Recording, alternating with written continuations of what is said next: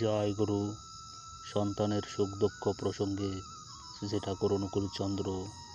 মা মানে মেপে দেওয়া, মা যা করে দেয় তাই নিয়েই সব কেরামতি।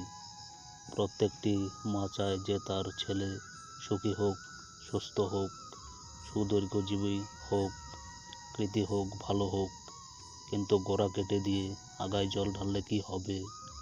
জন্মের পূর্বেই তো একটা জীবনের বেশিরভাগ রচিত হয়ে যায়।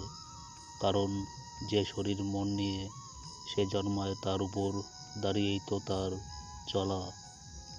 আবার জন্মের পরে যেমন যেমন করে সন্তানকে সুগঠিত করে তুলতে হয়, কজন মা বাপই বা তার ধার ধারে।